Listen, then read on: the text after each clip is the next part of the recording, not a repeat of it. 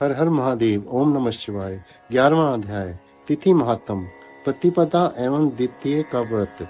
श्री सनत कुमार जी ने भगवान शंकर से इच्छा प्रकट की, हे प्रभु, आपने मुझे सब वारों का महात्म बताया, अब मुझे तिथि महात्म के बारे में जानने की इच्छा हो रही है। श्री उमापति बोले, हे सनत कुमार, श्रावण का महीना मुझे सब महीनों में सबसे अधिक प्रिय है। श्रावण मास की प्रतिपदा यदि सोमवार को पड़ती है तो श्रावण मास का में 5 सोमवार होंगे। ऐसा होने पर यह रोटक व्रत कहलाता है। उस दिन मनुष्य को व्रत रखना चाहिए। यह 3.5 मास का भी होता है। रोटक व्रत लक्ष्मी की वृद्धि करने वाला, सब कामनाओं को पूर्ण करने वाला और समस्त सिद्धियों को प्रदान कर देने वाला है। अब मैं तुम्हें रोटक व्रत को करने की विधि बताता हूँ। श्रावण मास की शुक्ल पक्ष की प्रतिपदा को प्रातः उठकर रोटक व्रत करने का इस प्रकार संकल्प करना चाहिए, आज से मैं रोटक व्रत करूंगा। हे जगत गुरु, मुझ पर कृपा करें। इस प्रकार संकल्प कर प्रतिदिन मेरा पूजन करना चाहिए। अखंडित बेल पत्र, तुलसी पत्र, नील कमल, कमल, कलहार, कुसुम, चंपा, मालती, कुंद, अर्घ आदि पुष्पों तथा अनेक प्रकार के ऋतुकालीन पुष्पों से धूप दीप नैवेद्य तथा अनेक प्रकार के फलों से पूजा करनी चाहिए। पुष्पहार नाम से 5 रोटक बनाने चाहिए। उनमें से 2 रोटक ब्राह्मण को देने चाहिए। 1 रोटक नैवेद्य के रूप में मुझे अर्पित करना चाहिए। 2 रोटक व्रतधारी को खाने चाहिए।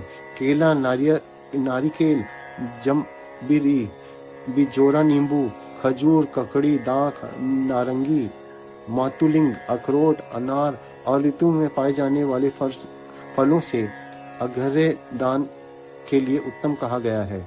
इस व्रत को पूर्ण कर लेने पर सब कामना पूर्ण हो जाती है। हे संत कुमार, अब इस व्रत का पुण्य फल सुनो। जितना फल 7 समुद्र पर्यंत भूमि दान करने से मिलता है, उतना ही फल इस व्रत को विधि पूर्वक करने से प्राप्त हो जाता है।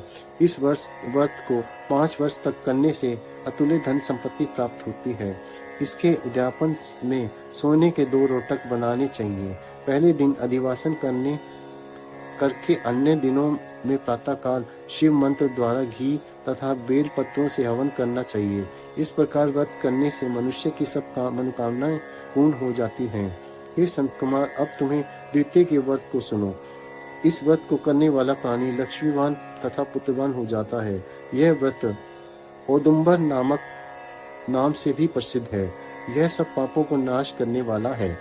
मनुष्य को श्रावण मास की द्वितीय तिथि को प्रातः संकल्प करके विधि व्रत करना चाहिए।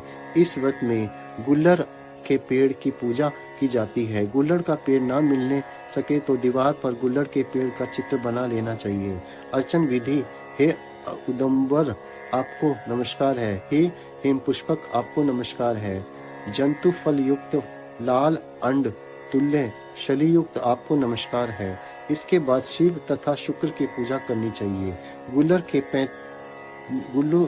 के 33 फलों से 11 फल ब्राह्मण को, 11 फल देवताओं को और शेष 11 फल को स्वयं ग्रहण कर खाने चाहिए।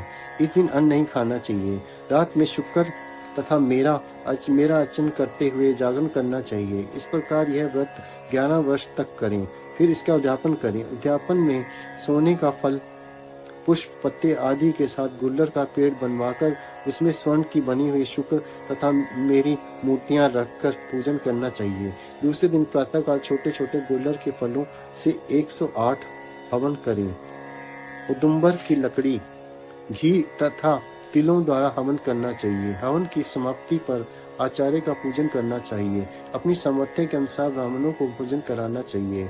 फल स्वरूप जिस प्रकार गुल्लर का पेड़ फलों से लदा रहता है, उसी प्रकार वृत्ति के यहाँ भी बहुत से पुत्र होते हैं तथा वंश की वृद्धि होती है। उसे किसी धन धान्य की कमी नहीं रहती। अध्याय 11 समाप्ति। ओम नमः शिवाय। हर हर महादेव।